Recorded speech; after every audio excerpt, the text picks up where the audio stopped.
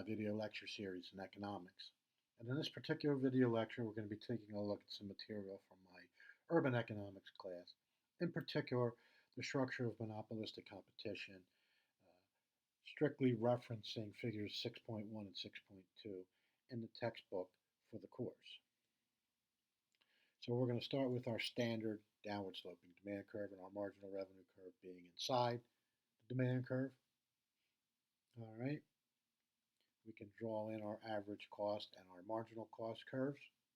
And from this information, we can determine what the profit maximizing output level of the monopolist is. So where marginal cost is equal to marginal revenue, that's the profit maximizing output level.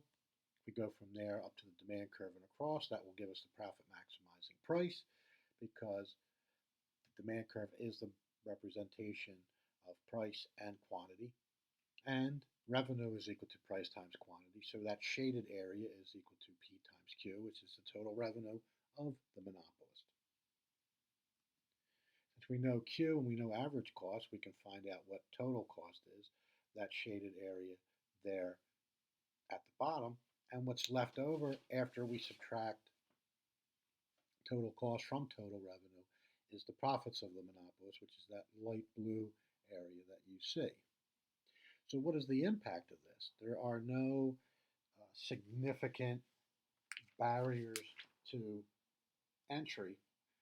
Also your textbook says there's no artificial barriers to entry. So it's relatively easy for a firm to enter into this marketplace. So firms that are looking to potentially enter are going to see this monopolist and see that it's making an economic profit, which signals them that this is a viable market for us to enter into.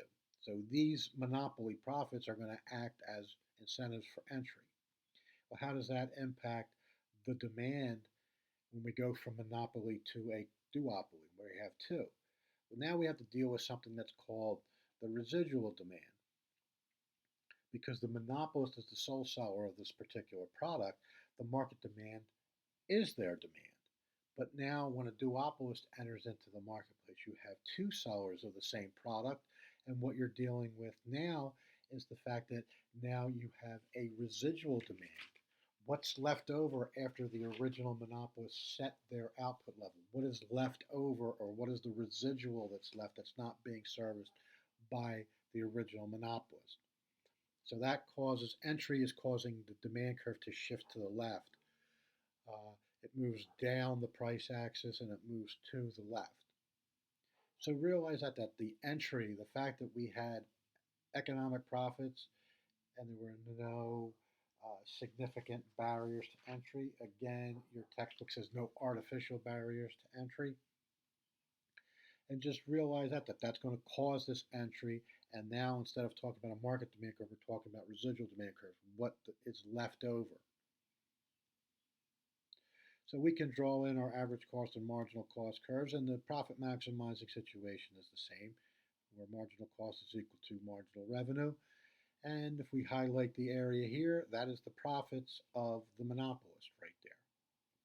So you can see that if we put these together, that price and quantity are going to be lower under duopoly versus monopoly, which means total revenue is going to be lower, which means these firms are going to be less profitable as more and more firms enter. But what's going to be the end situation for this? Well, the residual demand curve is going to shift further and further to the left until the demand curve is just tangent to the average cost curve.